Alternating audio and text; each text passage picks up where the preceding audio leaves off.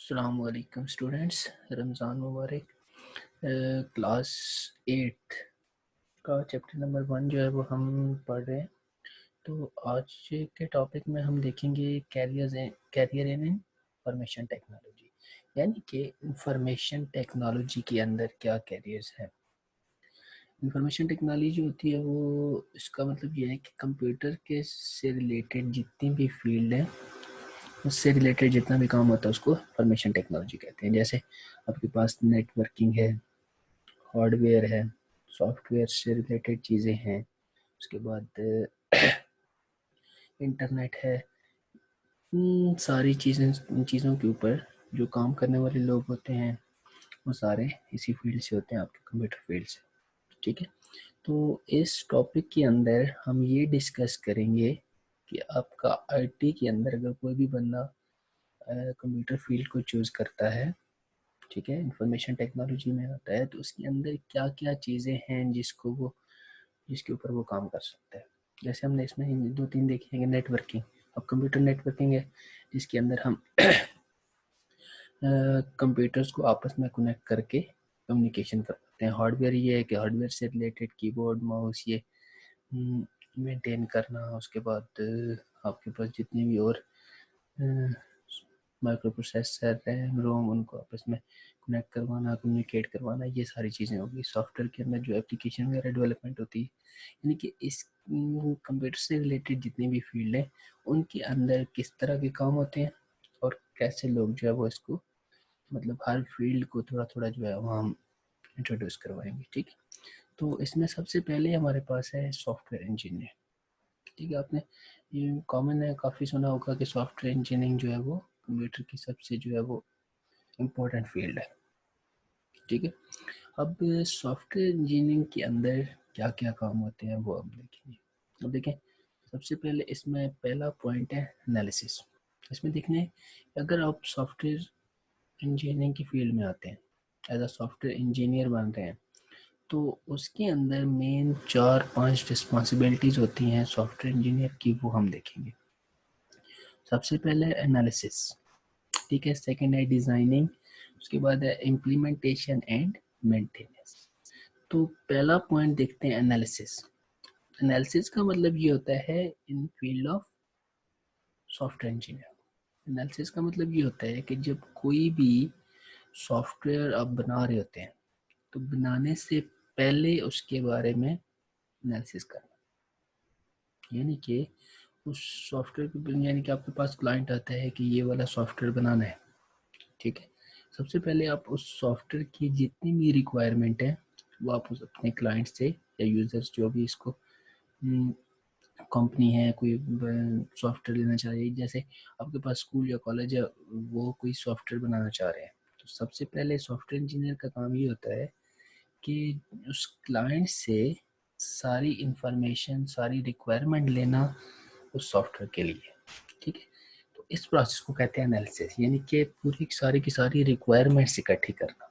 यानी कि आप सॉफ्टवेयर जैसे स्कूल का बना रहे हैं, स्कूल का सॉफ्टवेयर के अंदर क्या क्या होना चाहिए, स्टूडेंट्स की अटेंडेंस हो, उनका रिजल्ट हो, उनकी फ़ीस के जो सारे हैं रिकॉर्ड्स वगैरह वो मौजूद हो, टीचर का डाटा हो, उसके बाद टीचर अटेंडेंस हो, बाकी एडमिन का सारा जो है वो, मतलब इस तरह की जितनी भी रिक्वायरमेंट्स हैं वो सारी पहले लेना, एनालिसिस करना फिर उन रिक्वायरमेंट्स के ऊपर कि क्या ये जितनी भी रिक्वायरमेंट हैं वो पॉसिबल हैं या नहीं है। ठीक है, कुछ ऐसी पॉसिबल होते हैं, सॉफ्टवेयर रिक्वायरमेंट्स होती हैं जो आप टेक्नोलॉजी जिसकी अवेलेबल नहीं होती आप उसको नहीं बना सकते। ठीक है, तो ये सारी चीज़ें एनालिसिस में आती हैं कि रिक्वायरमेंट यूज़र से लेना, लेने के बाद उनको चेक करना क्या ये सारे काम, ये सारी रिक्वायरमेंट डेवलप हो सकती हैं या नहीं हो सकती। ठीक है, तो अगर तो हो सकती हैं तो फिर हम नेक्स्ट स्टेप में जाते हैं डिज़ाइनिंग। अगर नहीं हो सकती तो यहाँ से ही एनालिसिस से ही उसको ख़त्म कर देते हैं। हाँ, अगर आपने पास सारी रिक्वायरमेंट ली, उसको चेक किया, सारा पॉसिबल है, इसको बना सकते हैं, कितना टाइम लगेगा, क्या क्या नंबर ऑफ स्टेप्स होंगे, सबसे पहले कौन सा काम करना है, फिर कौन सा करना है, ये सारा कुछ आप जो है वो इसमें सेकंड स्टेप में आ जाते हैं डिज़ाइनिंग के अंदर। यानी कि जब एनालिसिस पूरा हो जाता है, रिक्वायरमेंट्स पॉसिबल हैं जो भी आपके पास आती हैं, क्लाइंट की तरफ से। तो डिज़ाइनिंग के अंदर हम जो सेकंड स्टेप है इसमें, आप उस सॉफ्टवेयर को मतलब प्रॉपर बनाना नहीं शुरू करते, पहले हम इसका पेपर वर्क करते हैं डिज़ाइनिंग के अंदर। यानी कि आपके पास टोटल नंबर ऑफ़ रिक्वायरमेंट्स कितनी है, ठीक है। सबसे पहले वो चेक करते हैं टोटल फेज़ कितने हैं, रिक्वायरमेंट्स कितनी है। फिर उसके बाद सबसे पहला फेज़ कौन सा है, उसमें क्या क्या चीज़ें चाहिए होंगी, वो आप क्लाइंट से लेते हो, ठीक है। इसके अंदर कौन कौन सी इनपुट आउटपुट चाहिए होंगी, कौन कौन सी प्रोसेसिंग डिवाइसेस चाहिए होंगी, ये सारी चीज़ें जो है वो आप प्रॉपर पूरा जो पेपर वर्क होता है वो डिज़ाइनिंग फेज में करते हैं। उसके बाद जब आपका सॉरी डिज़ाइनिंग फेज कंप्लीट हो जाता है, यानी कि आपका पेपर वर्क कंप्लीट हो जाता है, सारे फेज क्लियर हो जाते हैं, आपके स्टेप सारे जो है वो बन जाते हैं कि आपने पहले फेज में ये काम करना है, दूसरे में ये, तीसरे में ये, ठीक है। तो फिर आप इम्प्लीमेंटेशन की तरफ जाते हैं। इम्प्लीमेंटेशन बेसिकली जो है वो कंप्यूटर प्रोग्राम्स आते हैं, ठीक है, जिनके ज़रिए आप सॉफ्टवेयर डेवलपमेंट स्टार्ट करते हैं। यानी कि जो भी सॉफ्टवेयर है उस प्रॉपर इम्प्लीमेंट जो होता है बनना जो शुरू होता है वो थर्ड स्टेप में इम्प्लीमेंटेशन में आता है, ठीक है। इम्प्लीमेंटेशन के अंदर आप पूरा जो सॉफ्टवेयर है जो आपने ऊपर डिज़ाइन किया है उसी को देखते हुए स्टेप वन पहला फेज डिज़ाइन किया, इम्प्लीमेंट किया, फिर दूसरा तीसरा सारा कंप्लीट जो इम्प्लीमेंटेशन, और लास्ट होता है मेंटेनेंस। मेंटेनेंस का जो लास्ट स्टेप है इसका, उसमें ये आता है कि जब आपके पास आपका सॉफ्टवेयर की इम्प्लीमेंटेशन कंप्लीट हो जाती है, पूरा सॉफ्टवेयर क्रिएट हो जाता है, तो उसके बाद फिर जिस पर्पज़ के लिए, जैसे स्कूल के लिए अगर बनाया गया है तो स्कूल में आके उसको प्रॉपर स्कूल के सिस्टम में इंस्टॉल करना, रन करना, उनको जो चलाने वाले लोग हैं उनको गाइड करना, ये सारे जो फेज काम होते हैं ये सारे आखिरी फेज में मेंटेनेंस वाले में होते हैं, ठीक है। तो ये 4 रिस्पॉन्सिबिलिटीज़ होती हैं सॉफ्टवेयर इंजीनियर की, ठीक है, जो अभी हमने डिस्कस किया। Analysis, designing, implementation and maintenance. Analysis में रिक्वायरमेंट्स लेना, डिज़ाइनिंग में उन रिक्वायरमेंट्स को प्रॉपर डिज़ाइन करना, फेज डिफरेंट फेज के अंदर प्लान करना, ठीक है। उसके बाद फिर उन्हीं जो प्लान किए हुए फेज होते हैं, phase one, phase two, phase three जो भी आप बनाए होते हैं उसको इम्प्लीमेंट करना और फिर उसको मेंटेन करना। अब इसकी आगे इसकी 2 टाइप्स होती हैं, यानी कि इन्हीं 4 जो काम है रिस्पॉन्सिबिलिटीज़ हैं, इनको हैंडल करने के लिए 2 टाइप्स डिफरेंट होते हैं। एक होता है प्रोग्रामर, दूसरा होता है सिस्टम एनालिस्ट। अब सबसे पहले जो है हमारे पास है प्रोग्रामर। प्रोग्रामर जो होता है वो कंप्यूटर्स में जितने भी कंप्यूटर लैंग्वेजेस होती हैं उनमें एक्सपर्ट होता है। यानी कि आपकी जो इम्प्लीमेंटेशन वाला फेज़ है ना वो प्रोग्रामर के पास होता है। यानी कि प्रोग्रामर का काम होता है सारी इम्प्लीमेंटेशन करना, प्रोग्राम लिखना, लिख के फिर उसके सारे जो फेज़ होते हैं उनको आपस में कनेक्ट करवाना, और सारा जितना भी काम होता है वो सारा प्रोग्रामर का होता है। उसके बाद ये बल्कि इसके टोटल जो 4 स्टेप्स हैं ना, पहला और आखिरी, ये 2 आते हैं इसके सेकंड, जो सॉफ्टवेयर इंजीनियर की सेकंड टाइप्स है सिस्टम एनालिस्ट के अंदर।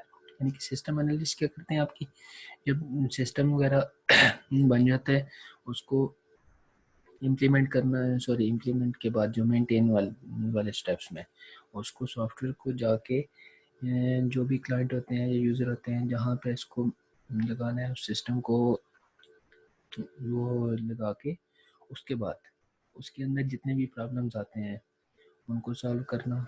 उसके बाद जो पहला स्टेप्स है वो भी सिस्टम एनालिस्ट का ही होता है कि जाके क्लाइंट से मिलना, उनसे रिक्वायरमेंट्स लेना, ये सारी चीज़ें। जो डिज़ाइनिंग और इम्प्लीमेंटेशन होती है वो सारा काम होता है कंप्यूटर प्रोग्रामर का। यानी कि इम्प्लीमेंटेशन सॉफ्टवेयर बेसिकली डेवलप करना वो सारा कंप्यूटर प्रोग्रामर का आता है। तो इसमें आपने यही याद रखना है कि कंप्यूटर प्रोग्रामर जो होते हैं वो सॉफ्टवेयर इंजीनियरिंग में सबसे एक्सपर्ट लोग होते हैं, क्योंकि उन्होंने सिस्टम को इम्प्लीमेंट करना होता है, बनाना होता है। बाकी सिस्टम एनालिस्ट वाले वो टीम्स होती हैं, वो लोग होते हैं जो आपकी एनालिसिस वगैरह को, मेंटेनेंस को देख रहे होते हैं, ठीक है। उसके बाद नेक्स्ट है हमारे पास हार्डवेयर इंजीनियर, ठीक है। तो हार्डवेयर इंजीनियर वो लोग होते हैं hardware engineer design and manufacture computer hardware, यानी कि कंप्यूटर के हार्डवेयर को डिज़ाइन करना और उनको बनाना। ठीक है। उसके बाद their work is also involves repair and maintenance of computer hardware, यानी कि जो भी हार्डवेयर की चीज़ें आप मैन्युफैक्चर करते हैं, ठीक है, उन्हीं को रिपेयर करना और उनको मेंटेन करना, ये भी कंप्यूटर हार्डवेयर के लोग जो है वो करते हैं।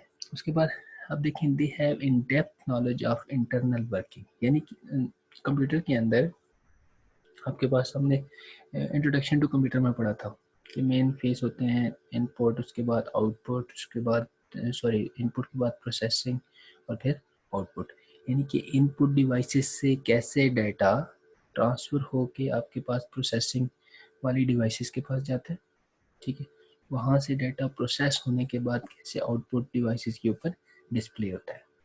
तो इन डिवाइसेस को आपस में कनेक्ट करवाना, कम्युनिकेट करवाना, डाटा एक डिवाइस से दूसरी डिवाइस में कैसे ट्रांसफ़र करना है, जैसे हम कीबोर्ड से देखें अल्फ़ाबेट्स जस्ट टाइप कर रहे होते हैं, ठीक है, वो खुद जाके आपके रैम में सेव होके वहाँ से प्रोसेस होके फिर आपकी आउटपुट जो होती है डिवाइस उसमें डिस्प्ले हो जाते हैं।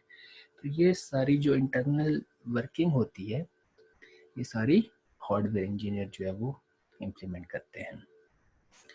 तो हार्डवेयर इंजीनियर का ये काम होता है कि आपसे हार्डवेयर से रिलेटेड सारी चीज़ें, जैसे कीबोर्ड को मैन्युफैक्चर करना, माउस बनाना, ठीक है, आपकी रैम माइक्रो प्रोसेसर को डेवलप करना, उसके बाद इनको आपस में वर्किंग जो है वो देखना, तो ये सारे काम हार्डवेयर इंजीनियर के होते हैं। नेक्स्ट हमारे पास नेटवर्क एडमिनिस्ट्रेटर, ठीक है। नेटवर्क एडमिनिस्ट्रेटर जो होता है इसकी क्या रिस्पॉन्सिबिलिटीज़ होती हैं कि नेटवर्क की इंस्टॉलेशन, तीन मेन चीज़ें होती हैं इसमें। देखिए सबसे पहले हमारे पास इंस्टॉलेशन, यानी कि नेटवर्क को इंस्टॉल करना, उसके बाद उसकी कॉन्फ़िगरेशन, उसके बाद मेंटेनेंस। इन तीनों चीज़ों को मैं आपको डिटेल से बताता हूँ। सबसे पहले हम देखते हैं इन तीनों चीज़ों से पहले आप देखिए नेटवर्क होता क्या है, ठीक है।